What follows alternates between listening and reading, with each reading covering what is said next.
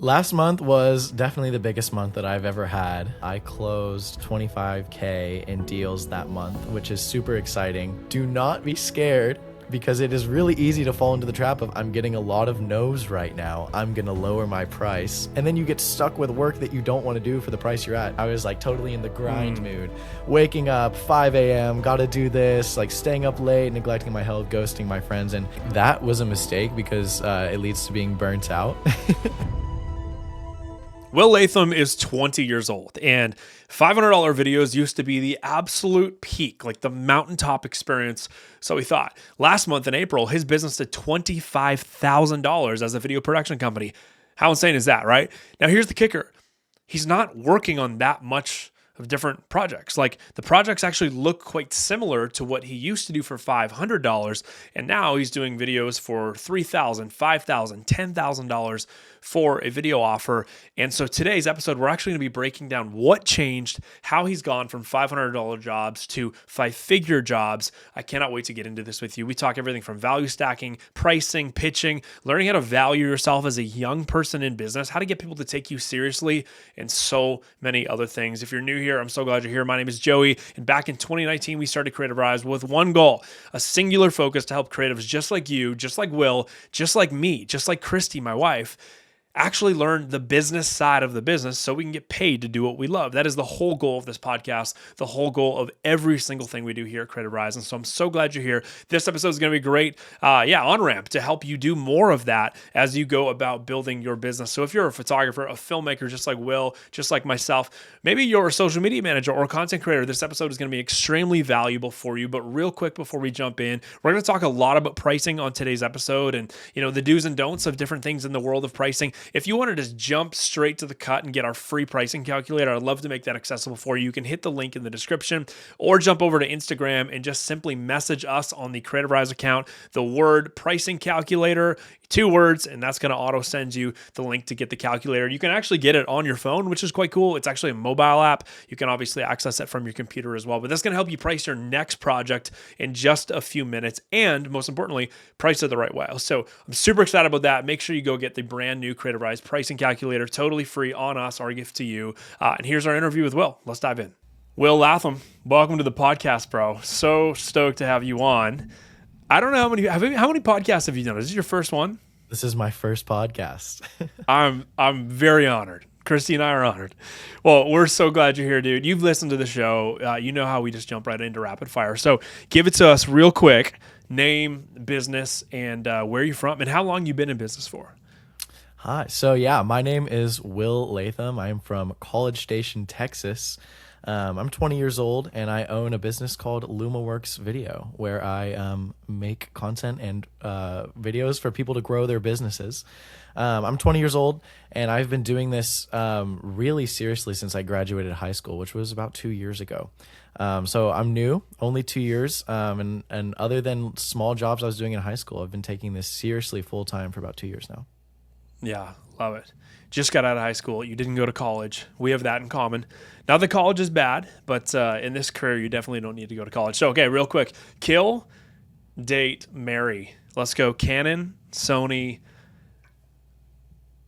Fuji. I'll give you a third. Canon, Sony, Fuji. I gotta kill Fuji. I'm sorry. They're so cool.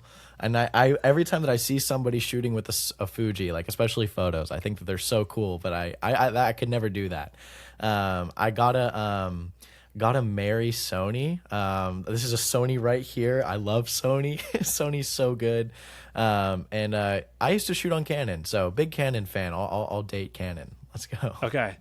I love it, bro. Give me a flop. We're gonna talk through a ton of stuff as we always do on the podcast. I mean, 20 years old, you've gotten a ton of awesome stuff happening right now in your life, in your business. Humanize yourself for a second. You got something that just didn't go right? Yeah. Man, something that just didn't go right.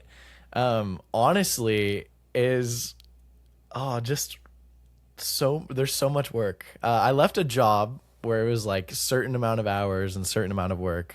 And I was like, I want the freedom and I'm going to have my own business. I'm going to do this. And, I've heard it like said that entrepreneurs are the type of people that jump off of a cliff and then build the plane on the way down. And that is so true, because I now have an infinite amount of work that I could be working on.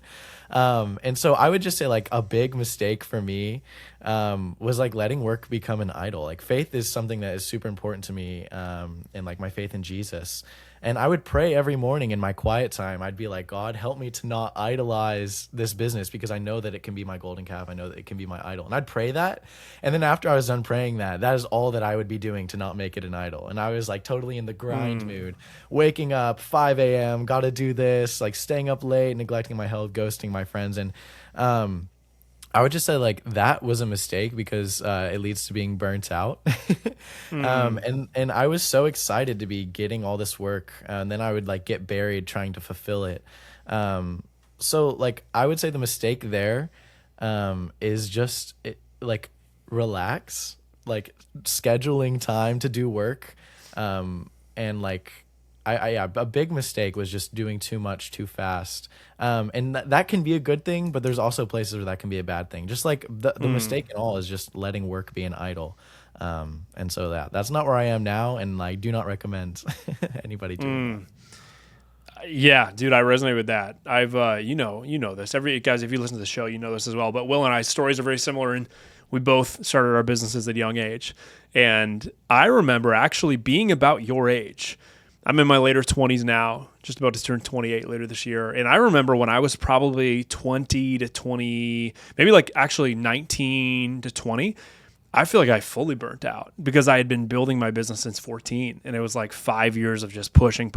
And success orders you to work hard, obviously. But, you know, at some point, you got to start getting some systems and actually acting like a business, rather than just some dude that's hustling super hard and neglecting his friends and all that other stuff. So admirable, bro. I love it.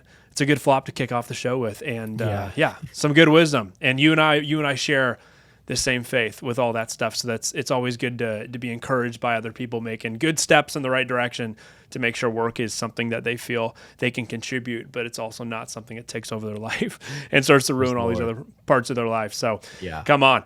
All right, bro. Well, Will, we met in pretty much like February, maybe January of 2026. So we've only known each other for the better part of 6 months. And in those 6 months, we met. You're a year and a bit out of high school, a year and a half out of high school. And that story is very familiar to me. You know, a lot of people probably look at you and go, dude, you're so young. What the heck? I look at you and go, yeah, he's killing it. Who cares if he's young? He's a smart kid. He's putting his hard work in the right direction. We met you. You said that you were doing like roughly $3,000-$4,000 a month, getting paid to live and shoot stuff with a camera. What was last month? I just want to jump into the deep end right away, and then we're going to like break down what you're actually doing as you've grown your company. But what was last month, April, in your business? Last month was definitely the biggest month that I've ever had. Not including the full scope of a retainer, I closed $25K in deals that month, which is super exciting. One of them was my first 5-figure deal. And I also closed a big retainer that is 12 months long, which is going to be super exciting. And yeah, like going from like way back, whenever I first started this, like this is something that I know that a ton of people are going to resonate with, is that like $300, $150. Like I remember getting a text from somebody after I had made a video and I was asking to get paid for it, and they're like, hey, we can do $500 on this one. And I was like, wow. And this is a video that I put a lot of time, effort, and money into, and they were like $500, and I was like, oh my gosh, I'm him. And I just remember like standing there, I was in my church, and I'm being like, oh my gosh, I made it. And now I cannot even fathom charging $500 for a video, which is pretty crazy. But yeah, like last month was my biggest month, not including my retainer. I was at 25K in closed deals, which is super exciting. It's amazing, bro. It's a pretty good month at the age of 20. So I want to break down what you're doing differently, a lot of the shifts you've gone through from being someone who started, a filmmaking company, graduates high school, really a one-man show, to now, just before we hit record, you were telling me you've just finally got an editor. You've got some people helping you shoot now. Life's starting to calm down a little bit as you build out some systems. I want to get into all of that, but kind of the overarching thing too, this is an insane number. You closed $73,000 worth of contracts in the 6-week Creativ Rise Mastermind, which ended like a month ago, in 6 weeks alone, you closed down $73,000, which is absolutely nuts. So did you think, this is just like a starter question for this, because I think this blows my mind. I think it blows your mind, blows a lot of other people's minds. Did you have any expectation that you were going to do something like that, or that much work was going to be available to you by implementing the right systems, focusing on the right things? Yeah, that's a good, the way you phrase that is so good, because I almost didn't realize that there was that much of a need for video. And I would say like the biggest thing for me in like really like these numbers still don't seem real to me, which is so crazy and so cool. I remember joining the Creativ Rise and I'm being like, Joey, I want to make 10K a month. And I remember just throwing that number out randomly, being like, that would be crazy. I couldn't even imagine that. But like, I would say like the craziest thing is I'm doing the same work, almost doing the same kind of work that I would have been getting paid $500 for just a year ago. And being able to position myself to people who really have actual problems that need solving with video, in order just for that number to go up like that, and positioning myself to being the expert in value stacking and all the amazing things that you can do to position yourself to charge that kind of thing. Like it's crazy because I'm doing very similar work to what I was doing whenever I was only making $100. Yeah, it's not that different. So why don't we dive into that? Because that's a great segue. I think a lot of people, when they hear $25,000 a month, $73,000 contracted work in 6 weeks, a $10,000 job, I think the first question they say is, well, what the heck are you selling, Will? Because you're obviously not doing what I'm doing. I'm selling videos for $300, $500, $1,000. So give me an example of like, what's a video you would sell for $500 that you now sell for X price? Tell me like what that price might look like, and kind of break down like, why are you able to sell it for more money? Like what was the catalyst from you going from $500 to, let's say it's a $5,000 video? What changed about how you position yourself? Because I think that's really it. It's positioning, right? So walk me through that. I think that's kind of the question most people would be asking. Yeah, 100%. So the video that I made for $500 was like a 30-second long product demo video, and like I did it in front of a blue screen, and it was like a product video. It was just a normal product video, and it was 30 seconds long, and I was super proud of it at the time. And like that video by itself, someone actually came to me. I had leverage, I didn't use it, but they were like, hey, we need a video. Hey, there's a gap. We need video. It needs to be on a website. People need to understand what this is. And I charged $500 because I said, okay, I will make you a video. Here is the video showing your product. And a video showing a product is really only worth $500. Like positioning yourself, like you talked about, is so important. What I do now is value stack. Whenever somebody asks me, and I've had this happen a couple times recently, hey, how much should I charge for this amount of work? Or I'm doing, video for this, or I'm doing graphic design for this. Like, how much do I need to charge? And it's like, yeah, like maybe that's what you charge for that video, but there is so much more that should be going into these videos that you can charge for, the things that you are already doing. How much mental thought, like for me, like the videos that I'm about to create, like live in my head. I'm taking a shower, I'm going on a run, and I'm like thinking of things and coming up with ideas, and my Notion and Notes app just like have all these things I'm like spitting onto them, or I'm laying in bed, like my brain never stops. That's how it works for me, and I know that there's a lot of other people that it works like that for. But the difference is like I can charge for that. I can take all of these pre-production things, these thoughts, these plans. Like I already know what I want it to look like in my head. Why would I not lay all of that out for a client? Like I'm already going to be meeting with the client. Like let's have a pre-production meeting. We're going to have an hour-long pre-production meeting, and I'm going to put just a little bit more effort into creating PDFs, plans, questions, to getting like how much more value is there for a client going from a video of a product to B, a video of a product where we meet for an hour before we even plan this full video out, where I get to understand your brand, I get to understand your brand voice, your identity, the fonts you use, why, because then whenever you can communicate how the brand wants to communicate, then you can charge those premiums. And not only that, I wouldn't just make the one video. I already have the products on hand. I'm already shooting them. I'm already shooting a horizontal video. Let's get the founder. We're going to sit down and make a beautiful Netflix style interview because you told me that you're like a lot of times the people that are running these businesses don't realize the value and impact of video. Something that I've learned is that video can impact every single part of the sales funnel, from the top of the sales funnel all the way down to when the final sale is made, funneling all the people all the way through. And so video being that powerful is like something that you need to charge for. So whenever somebody comes with a problem, in this product video example from like over a year ago, they said, hey, like people don't know what our product is or why we do it. And it was a really niche product. And I remember thinking it was cool. And so instead of making a cool hype video about it, what I would do now is say, hey, that's amazing. This is your problem. And here's how we're going to solve it, because money flows from the person with the problem to the person with the solution. And the more that problem hurts, the more money you can charge for it. And the more that you can solve that problem, the more that you can charge for it. So what I would do now is shift from, instead of just a bland video, it would be, like I said, pre-production, and we would have a meeting and they would get that awesome video. But it would also be like, hey, people don't understand this. We're going to make a video explaining it. We're going to have videos that are pinned posts on your Instagram explaining what it is, how it works, showing case studies of people using it. Because if that is the problem, they might not understand the ways that video could be used to impact the solutions that they're looking for.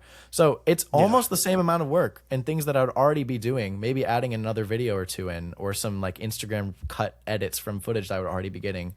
But it's positioning myself as the expert and solving their problems, because whenever you can start getting them to think about how their problems can be solved with videos and educating them on how the videos can solve problems in all different parts of their sales funnels, that's when you can really start to charge money. And that's where it's not just me charging money to be greedy. Like, this money will make them a return, and this is why, and this is how. And that's why it's worth that amount of money. Yeah, that's great, bro.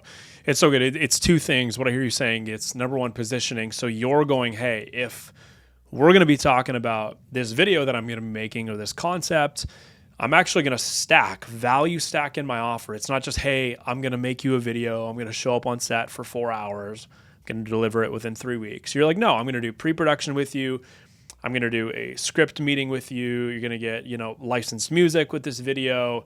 You're going to get it in a 7-day turnaround. Like, you're value stacking all the things you already do. You're just making sure the client's aware that that is part of the offer, which is great. And then the second part of that is you are educating your clients on the power of what they're investing in. And so if you're listening to the show, guys, and you're like, man, I'm stuck with $500 videos, you need to educate yourself on the power of video. You need to educate yourself on the power of content. You need to educate yourself on the power of somebody hiring you to produce some type of media asset for them, and what that media asset can produce in their business, in their organization. Because when you start to get a grip on those things, then you can actually go to a client and say, hey, here's your problem. You don't have enough people coming in the top of your funnel. Not enough people know about you. Great. I got a video for that. Or I got lots of videos for that. We're going to create those.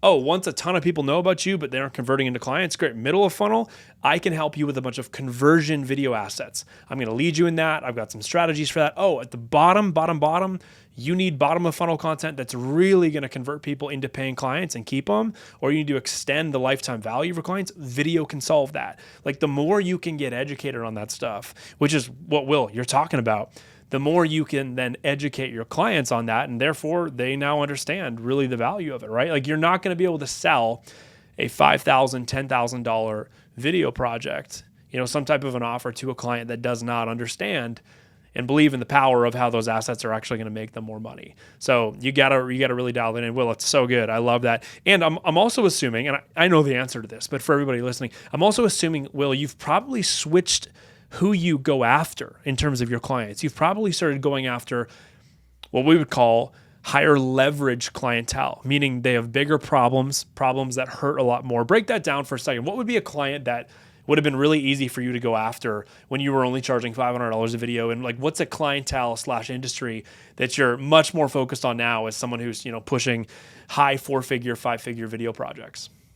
Yeah. So, I mean, like, all I was doing before was like, oh, I think this is super cool. I want to make a video. And I would ask, and there's a lot of power in asking, but I wasn't strategically thinking how me making videos for them can make them more money, because people don't want to pay for a cool video. People don't care. Yeah. Lots of people are making cool videos all over the place. And honestly, you can get so much impact from a phone. Like, I'm competing with the thing that everybody has, posting and blowing up on social media. So like, how is my camera, how is my knowledge and my equipment and all the things that I'm doing going to make more money. So it's the shift from me walking up to cool businesses and products. I did a lot of products because I thought that I was going to do that, but I actually really didn't enjoy doing product stuff. But it's going from, I would walk around my local little city and be like, hey, pizza restaurant, I want to make you a cool video, or hey, coffee shop. But those videos, like, you have to think, like, them paying for that video isn't necessarily going to make them more money. And even if it does, there's a cap there, and they can't, at a certain point, they can't pay you. And so for me, it was shifting to what I've been doing a lot of events.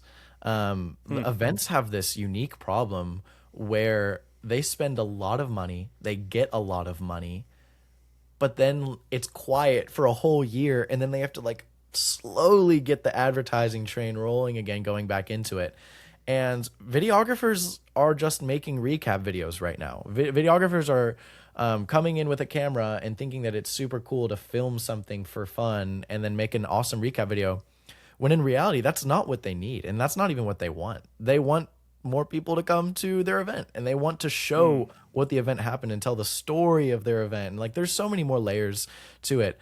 And also, I've been doing a lot of service-based businesses. If you can use video to educate people on the service-based business, like, there is bottlenecks in every business, and educating myself and, like, putting myself in the position to understand through questions I'm asking them, even things that they might not understand, like where the bottlenecks are, and then communicating, hey, like, we can solve this with video. Here's how much it'll cost. This is how much more money you'd be making because you know it's a problem. Do you want to do it? And, like, positioning it to where it's just dumb if they say no. Like, why would you not want more money for your business? Because you have this problem. I can solve it. Like, it's a win-win. And that's what I always say. And that's kind of what I've been telling people is, like, I don't want to get paid a lot of money and then not help somebody. A lot of creatives are so fulfilled by making the cool video and filming the cool thing. And Joey, this is something that you said, and I totally agree with this. Like, I really get fulfilled. Yes, I love being creative, making fun videos, and I do get fulfilled by that. And that is something that I do for fun sometimes. But like I truly get fulfilled by, like, really helping people, solving their problems. And I also, if you can't tell, love to talk. So I just love being with people. So all of those things, I totally went off the topic for the question, but yeah, like, finding businesses that you can charge more money for because you can find problems within their business instead of trying to create a problem that's not there.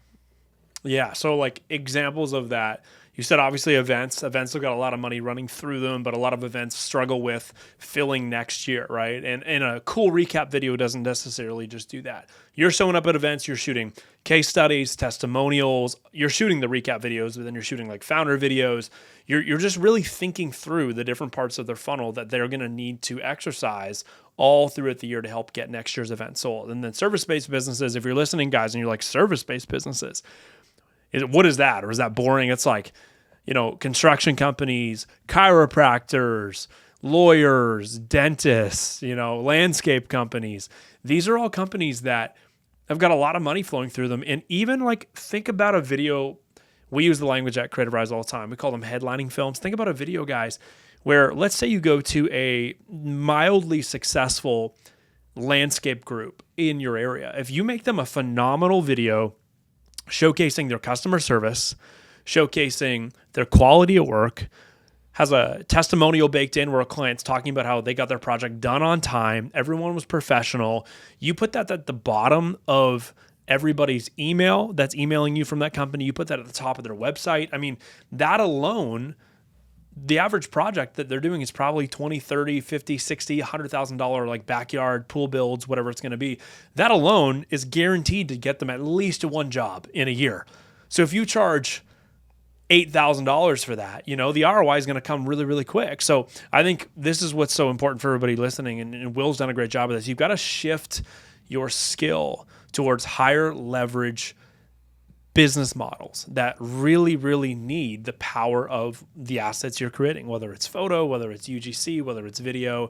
And Will, you've done a really great job of doing that. So give me an example of, like, what would be a video outside of events? Because obviously the events, you've already mentioned that, but, like, what would be a video that you would have sold for $500? And, like, what would you sell it for now?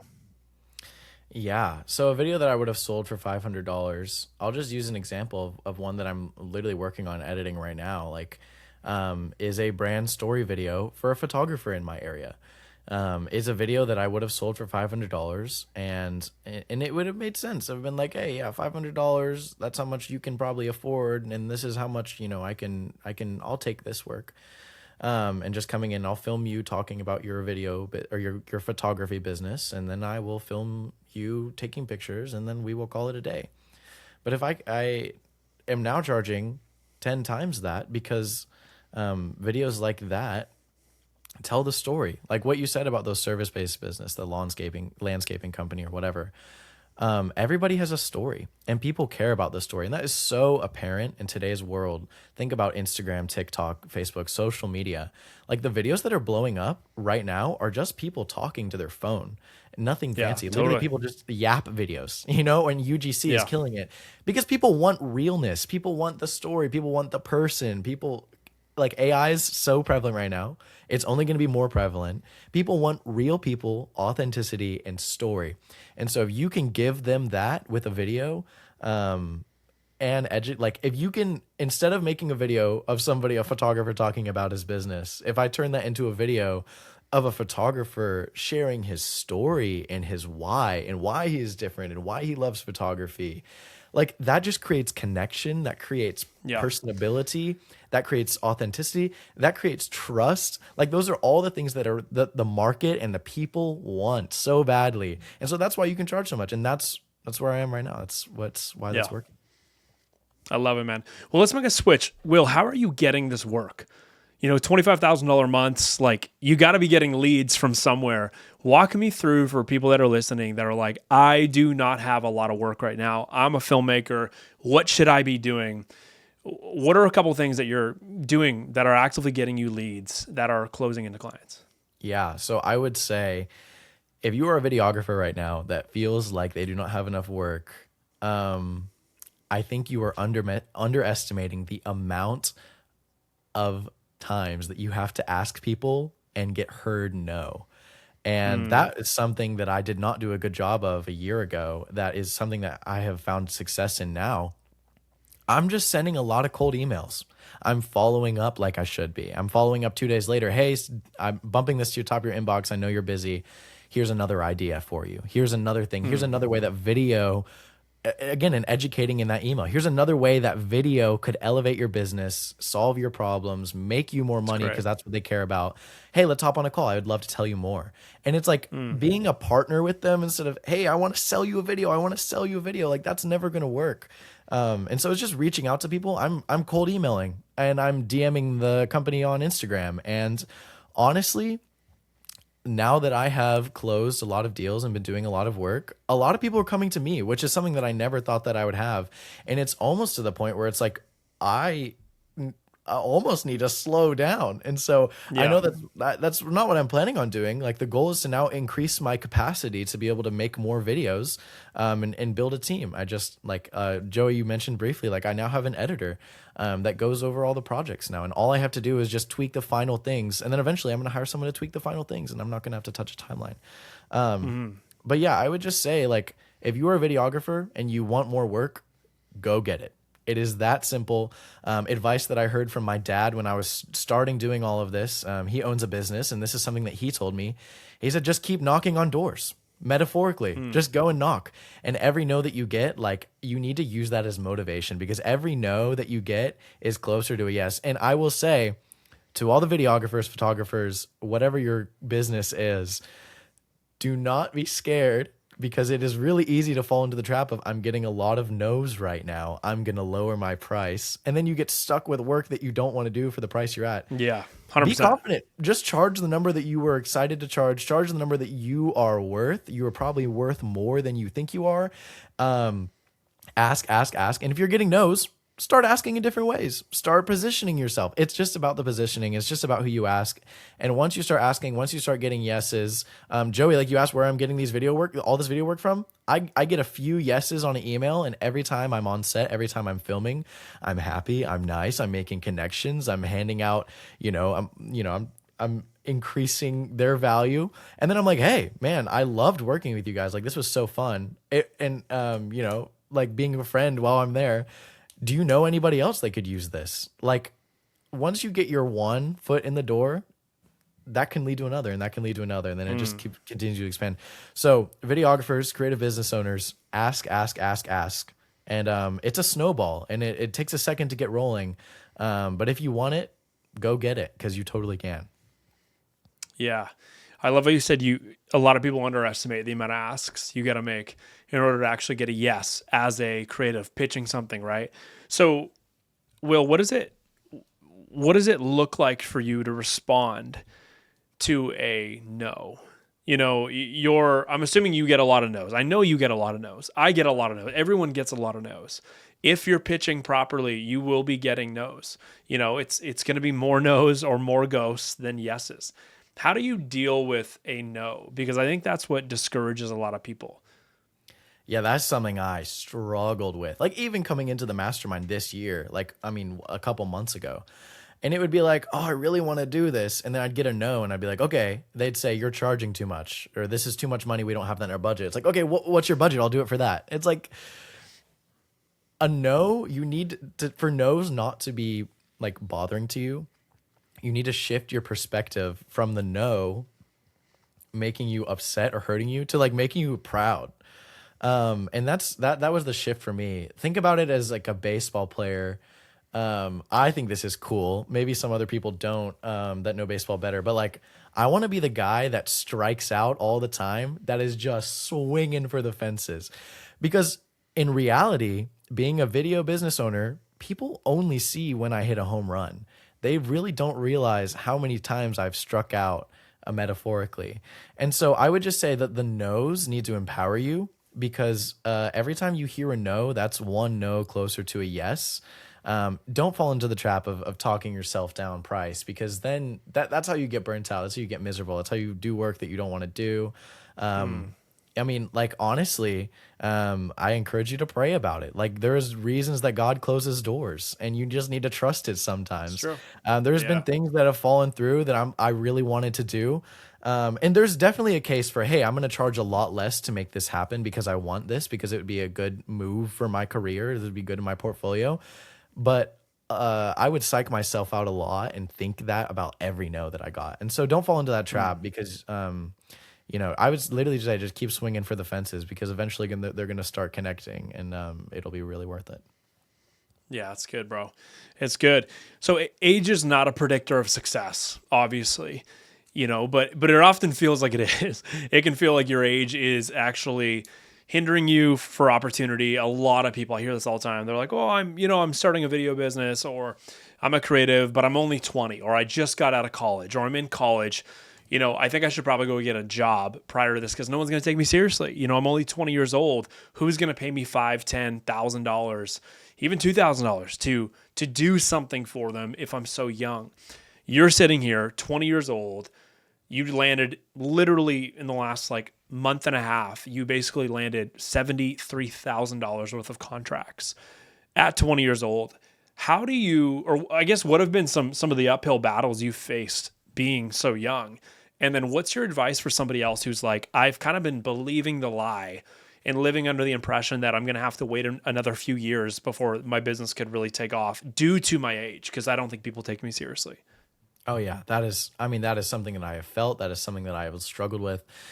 Within the Creative Mastermind, we had an accountability pod, and we would meet. And this is something that I shared with them, and they always just encouraged me. They're like, Will, why not? Why not? And so that's just what I've been telling me. Why not?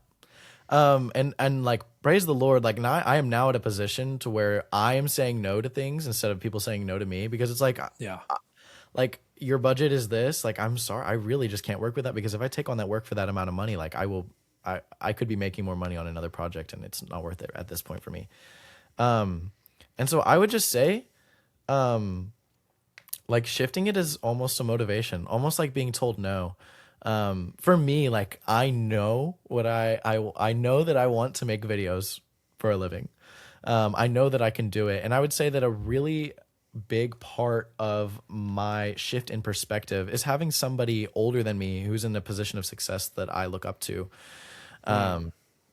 like behind me almost. Yeah, totally. It feels a lot better. So I have a mentor now. His name's Clay. He's amazing. I shoot him texts often. Oh my goodness, how the heck do I do this? Like, how much are you charging for this kind of stuff? Or, what does this look like? Or, oh my goodness, this client emailed me this. What do I do? This is awful. And so, I would say just your age. I also think that people's age, they struggle with it the other way too. They're like, I'm too old. I missed it. I'm too old. I can't learn all this stuff. It's true. And I just, that is so not true. Honestly, like get a person and just talk. I'm a big proponent of just asking, and why not? Like, find somebody who is successful, talk to them, and ask yourself, why not? Why not you? Why not me? And I think that a big shift has been me thinking, why not? But also like, maybe people don't take me seriously, but whenever I get on a sales call with somebody, I am in a position to educate them on business because I have put myself in that position. I've spent hours and time reading books and all these things, talking to people. And so like, if I'm in the position to educate them, like, it doesn't matter what my age is because I know the information and I'm sharing it with them and I'm teaching them. Like, why would the age matter? If I can deliver the results, if I can guarantee the results, if I have testimony and work that I can show them, like, why does the age matter? Like, it's the work that matters. Yeah, it's good. I love how you said people also think they're too old. That's so good. I think the truth here behind this question, I'm glad you said it, is you've just got to understand how to harness the age you are, whether you are young, whether you are old, whether you live in a small town, a big town. There's always something from a position perspective you can actually leverage to give reason to why you are actually a good hire. I mean, started my business at the age of 14, and I dealt with a lot of uphill battles of people not wanting to maybe take me as seriously as I wanted to be taken. Very similar to stuff that you've faced, and a lot of people listening if you started your business when you're young. And what I learned was I had to actually start flipping it and going, no, you want to hire me because of my age. My age is actually the asset to which you want to hire me because I am seeing the world and the digital landscape, how content plays a role in your business from a different perspective than you guys are. And there's a reason why that's really important to you. Let me explain it to you. And then I would start educating them, as you said, which is really important. So I think the moral of the story here on the age question, guys, if you're listening and you're like, this has always been something I've struggled with, find what leverage your current position, age, location, whatever it might be, gives you in order to actually provide value to clients. Whether it's I'm young, therefore we see something different. Yeah. Therefore, I'm in a position to help you. Whether it's you're old, you feel like I'm old, I kind of miss like the boat. There's a lot of younger people killing it. Well, then maybe it's, hey, I've got the wisdom of being in the industry for a long time, or I'm just incredibly timely. I've got great communication, like work with someone who is incredibly mature, whatever it's going to be. There is so much leverage to be had, but everyone finding their unique angle, I think, is something that's so important. Will, you've done a great job of that. You've really owned the space. You've occupied the street to which you are currently in, and you've said, I'm not going to get dealt any other deck of cards. This is the cards I got in my hand. I'm going to learn how to leverage them really well. And I love the point on education as well.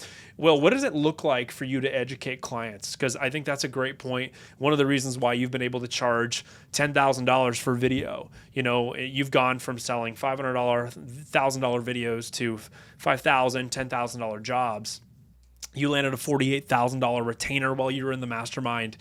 The reason why you're able to start getting those bigger numbers is a lot to do with people trusting you that you're the right person in which to help them solve their problems. And the only way you can get there is by educating them well. So what are a couple areas you think it's important, if you had to like rhyme off a couple different places that you think creatives, filmmakers should be educating their clients, what would those be? What do those look like? And maybe what's an approach you take on how you educate those clients? Yeah. I would say that like I kind of connecting back to the age thing, that's something I've struggled with for a long time. Part of my video story is that in middle school, I started a mobile DJ business. And instead of mowing lawns for money at that age, I was DJing Sweet 16s and whatever. I didn't make very much money, but I was educating people and I was like, hey, like if you pay this much more money, these are the cool lights that you get. And this is the experience that you will have. You get smoke, you get to have this is what it looks like, blah, blah, whatever. I then took that You DJ money. had the smoke machine. I love it. I had the smoke machine. I took all that money, I flipped it into a camera, and then in high school, I was like, I can make money with this. I love this. This is what I want to do full time. That's my story in a nutshell. But all that to say is that educating people is so important. And for a videographer, for a creative business owner, I think the most important thing is to learn first how you can help people, because when you fully understand that, you can then educate them. The biggest things that have been the most successful for me have been kind of like I mentioned earlier. Hey, like educating them on, a lot of people that own businesses really don't know what a sales funnel is. You look up on YouTube sales funnels 101, watch all the sales funnel videos, be the sales funnel expert in 30 minutes, however long it takes you to watch these YouTube videos. Then you can then educate people on what a sales funnel is, and then take your business and what you're doing and connect it to the sales funnel. And whenever you can connect and sell, this isn't a video, this is work that connects to all these parts of your business that you need. That's where the success comes from. Another struggle that I had was I didn't necessarily have work that aligned with the work that I was selling. I knew I could do it. Like, I can see it in my head. Oh, I can do the best interview setup ever. Oh, I can make this video so good. But I didn't necessarily have examples of that work. Like, I didn't have a brand story video or headlining film that I could just show somebody. And so all the people that need to educate, if you have the work, educate them by showing your past work and showing client testimonies and all that kind of stuff. But if you don't have that work, you can still plan. You can say, hey, honestly, I have not run into a situation where somebody's asked me for work that I don't have yet. But what I've done instead of just sending them that work is either sending them my demo reel with a, big collage of all the stuff I've done, or sorry, in addition to that, I will also send them a plan. Hey, this is what it's going to look like. This is inspiration. This is, how long the turnaround time is going to be. This is how I'm going to come up with the questions. This is what the setup, this is how long it'll take. If you show them that you have a plan and you educate them on what your process looks like, I mean, I can't count the amount of times before I started doing this, clients would say, oh my goodness, I didn't realize how professional you were. I didn't realize how many cameras and lights you were going to bring. Like, I'm bringing full interview setups. And they're like, I didn't realize that it took this much. And so if you can educate them before that, like, this is the amount of work I'm going to be doing. Here's how my plan is. Here's what post-production, here's pre-production. Like I said earlier, value stacking, the things that you're already doing. If you can educate them on those things, as well as how it will directly impact them at their business and make them more money, which is what businesses want. Those are the most important things to educate people on, because then when you do that, you can charge more. Yeah, so good, bro. I love it. You said earlier that you've started to hire people. So you've got an editor now. You've got somebody helping you out on shoots. Walk me through what it has looked like. Actually, here's the first question. At what point did you realize you need an editor? There's a lot of people who are like, I don't know. I feel like some days I should, some days I don't. I don't want to spend the money. When did you know it was time to start outsourcing? Oh, man. There was a day that I sat in my room and I edited and edited. Honestly, I don't like editing that much, to be completely honest. But I sat there and I edited and edited. And then I went to my email and there was these and I had to reply to these leads because they were going to get cold. And I was like, and I did. And then I had someone texting me like, hey, let's go hang out. Like, we have plans. And I'm like, I can't do all of it. And then I was going to go fly to, another state to go film another video. And I'm like, I have to get these done before this. And then I'm like in the airport on the plane and I'm editing and all of this. And I was like, I can't do this. I just don't have the time. I don't have the hours. And to be completely honest, that is not when I should have hired an editor. It should have been way before that. The hardest part, and I know that so many people are going to relate to this, is like, I still struggle with this, but like giving up control. I can't give up the control.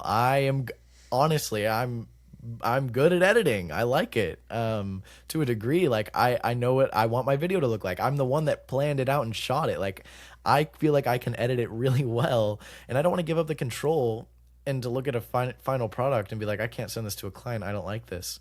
And I will just say, what do you want to do? Do you want to be a freelancer that's making videos, like a glorified guy with a camera? I film, I edit, I film, I edit. Or do you want a business? And like, it's okay, whatever you want to be.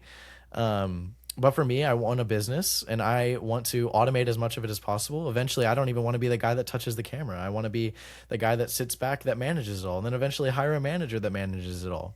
And the thing with that is you have to give up control, and it is so hard. Oh my goodness.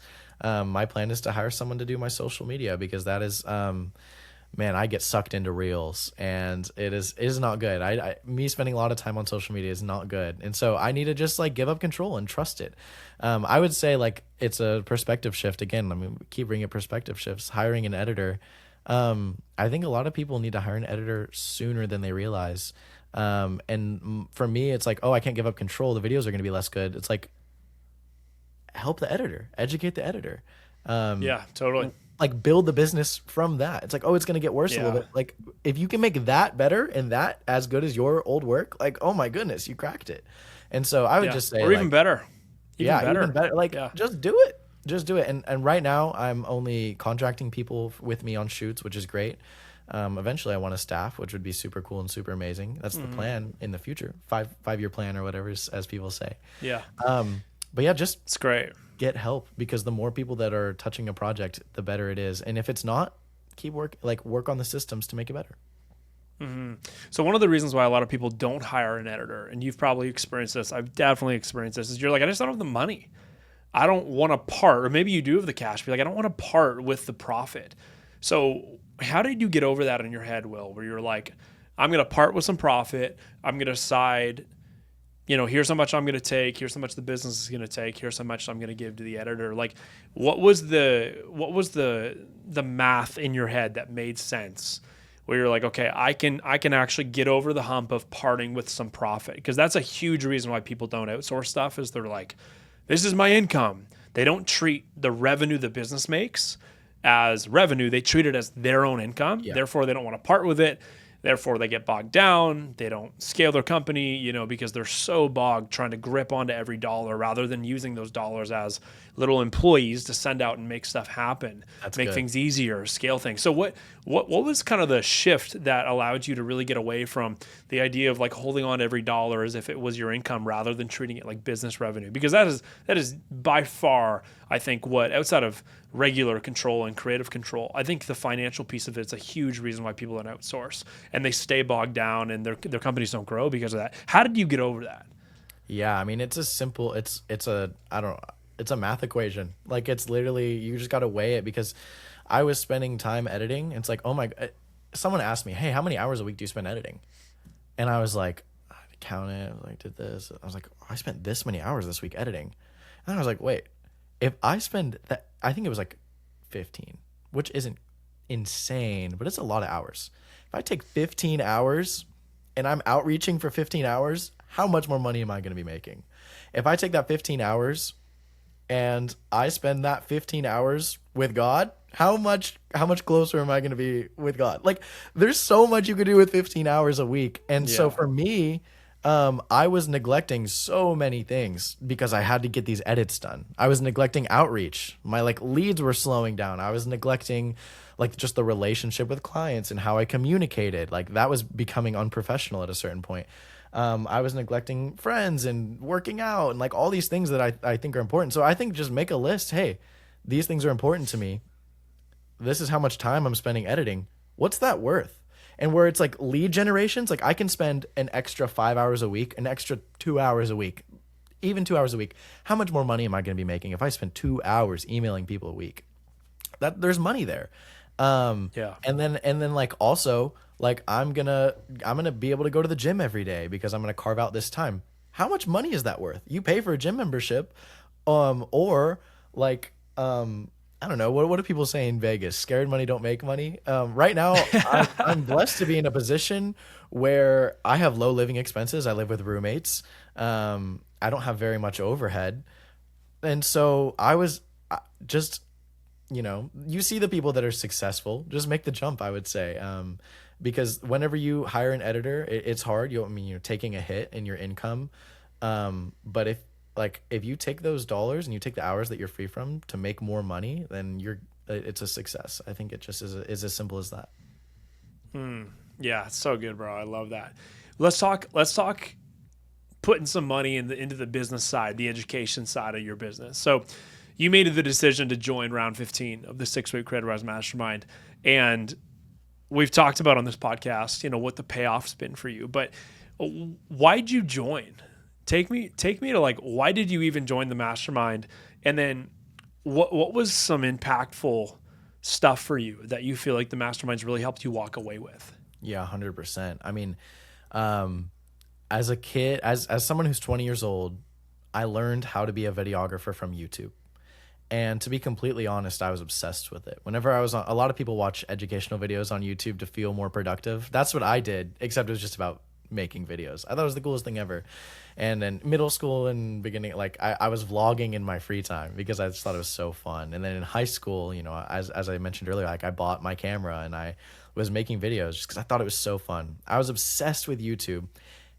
And honestly, if you want to learn how to make good videos, if you want to learn how to be a good photographer, it's all right there. It's all. That's the reason I didn't go to college. I got the YouTube degree. You know what I'm saying? Yeah, Like totally. I fully understood how to do the things from YouTube. But it is so hard to find in YouTube is how to run a business. It's so scattered. There's different advice, different methods, different ways to do it. And the reason I joined Creativ Rise was because my cousins, Ben and Marcus, Legends. run Filmatic. They're in Washington now. Yeah, those are my cousins, and they started a video agency, and I was like, whoa, hey guys, y'all are doing the same thing I'm doing. And they're like, yeah. So we hung out and we had a bunch of phone calls, you know, talking about business and what was making them successful. And I would be like, yeah, there's this client that wants a retainer. And they'd be like, okay, well, send them this, send them this, send them this. And I was like, oh my gosh, you just gave me all your PDFs and your Canvas. Like, how are you not gatekeeping all this? Can I pay you? And they're like, no, man, it's good. And then they told me about Creativ Rise. They're like, yeah, it was expensive, but wow, it was really good. And they even showed me, I was with them, they showed me some of the stuff in the course, and I was in the mastermind and some of the coursework. And I was like, oh, wow, these guys really know that. And I was surprised in the mastermind and in Creativ Rise, you guys never once talked about how to be a better videographer with your camera. Never talked about specs, never talked about Joey, respectfully, you shoot on like a Canon R6 Mark II. It's not even the nicest camera. I mean, you have a zoom lens, it's like some photo glass. It doesn't matter. It does not matter. And so there's only so much you can learn on YouTube. Like you can only learn, like, I felt like I could only learn half of it on YouTube. And so getting the business part, getting the no gatekeeping community, getting all the back end systems that I didn't know existed, and also the accountability and the people that were in there all hustling together, and also like just the mindset shift that I got from just like being surrounded by these people. That's why I did it, because I was like, I'm stuck. I can only do so much by being good at filming videos, because, and then I realized why after joining the Creativ Rise Mastermind is because, oh, people don't care about good looking videos. They want results and they want more money. And so if you can educate them on how to provide that, that's where, if you are good with the camera and you can do that, then you have a good business. And that's why it works so good. Yeah, good looking videos are important. You know, good photos, a great product is super important. But at the end of the day, if that product is not specifically designed to solve a business problem, then it's probably not going to be super useful to the client. Yeah, and like so you we got to said, understand the Instagram business Reels. side. Yeah, Instagram Reels of people on their phone are doing good, and that's not an expensive camera. Yeah, totally, dude. Totally. So what was the biggest like takeaway for you from the mastermind? What was something you can look back on, you're like, that was huge? I would just say the biggest thing is just this one little part, and it was from the first call, and it was that money flows from the person with the problem to the person with the solution, and the more that problem hurts, the more you can charge with the solution. And I was overthinking that, and I was thinking, but it's so simple. Money flows from the problem to the solution. How can I find problems? I'm not going to create problems that don't exist, but how can I educate people on what these problems are? The biggest takeaway for me was learning that, and then shifting my mindset. I'm not just selling a deliverable. I'm not just renting myself from hours. I'm not just selling a cool $500 video that looks really good. And I'm not advertising. I was advertising a lot before. Like, hey, I'm going to make it look so good. That's not what people want. It's figuring out what people want. It's what the market is looking for. And it's, at the end of the day, if you're going to be selling videos to businesses, it's going to be to make them more money. And that's what their goal is. And so if you can educate a business on how to make more money, then you're gonna be successful. And it's as simple as that. It's being a problem solver. That's what people want at the end of the day. So good, bro. What's been the ROI? If you could quantify it, what would you say is the ROI? I mean, it's $28.97, $3,000 if you do the payment plan. What's been the ROI for you? I thought that I was going to get one big project. I was like, I'm going to get a $3,000 project and make this back and be pumped. I don't really charge $3,000 for anything I do now. And so the ROI, oh man, well, what did I say? What's that math? I mean, let me look, 24x ROI. I mean, I don't know if I would have paid it if it cost more, but I would now. It just makes sense. I mean, Yeah. Well, I remember you telling me, you're like, hey, I would love to have a $10,000 month. Like that'd be the dream, you know? And we worked backwards, and you were like, hey, you need a retainer for this much, and you need to sell this much work. Can you make 2 videos in a retainer? And I was like, oh, that's all it is? Yeah. I just got to ask enough people until somebody says yes for these things. Yeah, and change your positioning, change your pricing, and you've done a phenomenal job of that. You contracted $73,000 of work in the first 6 weeks of the mastermind, which is incredible. So, yeah, dude, killing it. So cool. 24x. That's so awesome, man. So cool. Well, from Christy and I, you know this. We've told you this 100 times. We're so proud of you, bro. Thanks for coming on the pod. Great conversation. I mean, everything from problem solving, understanding how to educate clients, just asking. I mean, there's so much great stuff today. Where can people find you, Will, if they want to hang out, they want to follow along, they want to see your work, see you grow? Yeah, absolutely. LumaWorks video on Instagram. And then also like it's tagged in the bio, lumaworksvideo.com. That's me, Will Latham. I've absolutely loved it. And I have a bunch of stuff in the background cooking, get the Instagram more active. That's the goal. Yeah, absolutely big fan of Creativ Rise, big fan of making videos. And yeah, Joey, you were the best. I appreciate you. Yeah, I love it, man. Well, we're so proud of you. So we'll get you back on the pod. I want the year from now update. I can't wait to see where you're at, bro, and what you've done with LumaWorks video. So awesome, bro. Thank you for being here. Thanks for, such a great conversation. That's epic. Talk to you later. Thank you, guys. Well, it's undeniable that Will is obviously a very unique, special guy, kid, 20 years old. Unbelievable stuff that he's been able to accomplish at the age of 20, and I can't wait to get him back on the podcast and see where he's at in like a year and a half from now. It's going to be so cool. But if you want to go through the same foundational 6-week Creativ Rise Mastermind that Will talked about here on the pod, you want to get the same most importantly, these 6-figure foundations installed into your business, and have Christy and I hand guide you as you do that. Do it in community with everybody else, awesome other creatives just like Will. Well, the good news is we have round 16 coming up. Will was in round 15. Round 16 is coming up later this year. And the people that are going to get into that, because we only take 35 businesses every time we run it, the people that are going to get into that are the people on the wait list. So you got to get on the wait list. Best part about the wait list is, one, you get first access, obviously, when the applications drop, but even better, you actually get a free course. You get the free sales call formula course, which is going to be really useful for you. And you get to save some money, get it for free. You get that course just for jumping on the wait list. So you can take advantage of that. So how to get on the wait list? Simply message us round 16 on Instagram. Jump on over to our Instagram account, click the message button, type round 16, send that over to us, and we're going to get you on the wait list, get you all the information for the next round coming up. And of course, get you the free sales call formula course so you can start jumping on into that right now. Hope you guys love this episode. Share it with a friend.